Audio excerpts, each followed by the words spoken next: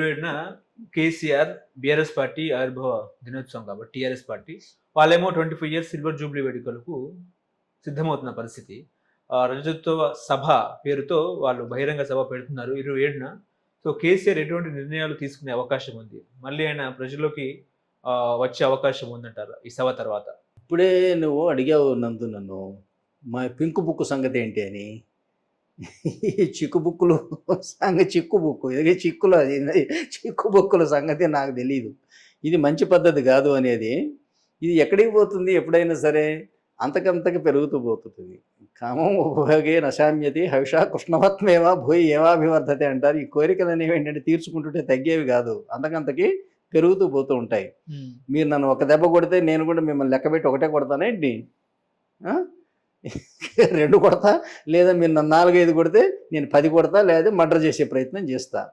ఇట్లా ఈ బుక్కులు ఎల్లో బుక్కులు, పింక్ బుక్కులు, రెడ్ బుక్కులు ఇట్లా మేము అని రాసుకున్నా సరే, రెడ్ బుక్కులు రాసుకున్నవాళ్ళు వాళ్ళ అడ్రస్ లేకుండా పోయారు. కానీ ఈ బుక్కులు రాసుకోవడం, ఈ ఒకళ్ళ మీద ఒకళ్ళు పగలు తీర్చుకోవడం ఇవి ఎక్కడికి పోతాయి? ఇది అసలు ప్రజాస్వామ్యమా? ఈ బుక్కులు రాసుకోవడం, ఒకళ్ళ మీద ఒకళ్ళకి ఎందుకు పెడతారు కేసులు? ఇవాళ ఒక్క మాటలో చెప్పాలంటే మీకు పాకిస్తాన్లో ఒక్కసారి అధికారం వెలగబెట్టి ఇంకా బతికి బట్టగట్టినోడు ఒకళ్ళు లేడు ఇంతవరకు. ప్రధానమంత్రి పదవి చేసి బతికున్నోడు ఒకళ్ళు లేడు. అసలు 5 సంవత్సరాల పాటు ప్రధానమంత్రి పదవి చేసినోడు ఒకడు కూడా లేడు పాకిస్తాన్లో. ఒక్కడు కూడా లేడు. 5 సంవత్సరాల పాటు సజావుగా చేసినోడు. అధికారంలోకి వచ్చినోడు ఓడిపోయినోడు ఉరిదీస్తాడు, లేకపోతే వీడే దేశం విడిచిపెట్టి పారిపోతాడు, లేదా ఎక్కడో బాంబులు పెట్టి పేల్చేస్తారు, లేదా జైల్లో పడేస్తారు.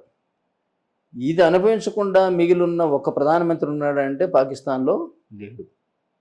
అట్లాగే వీళ్ళ ఒకళ్ళనొకళ్ళు మనం చూస్తున్నాం కదా. అంటే సాక్షాత్తు అసెంబ్లీ సాక్షిగా వెధవ అంటే, బొడ్డు అంటే, సన్నాసి అంటే, తెలివి తక్కువ అంటమే ఎన్ని రకాల తిట్లు తిట్టుకుంటున్నారో అంతులేదు.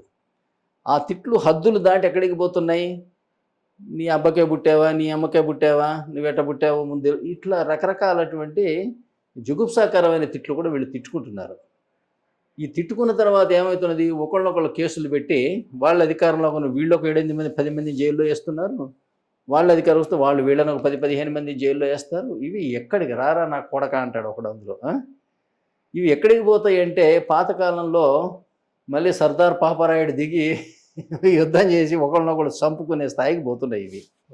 ఒకళ్ళొకళ్ళు ఆస్తుల మీద దాడి చేసుకోవడం తయారైంది, ఒకళ్ళ మీద ఒకళ్ళు కేసులు పెట్టి జైళ్లలో పెట్టుకోవడం తయారైంది, ఇక ఒకళ్ళొకళ్ళు మర్డర్లు చేసుకోవడం ఒకటే ఉంది.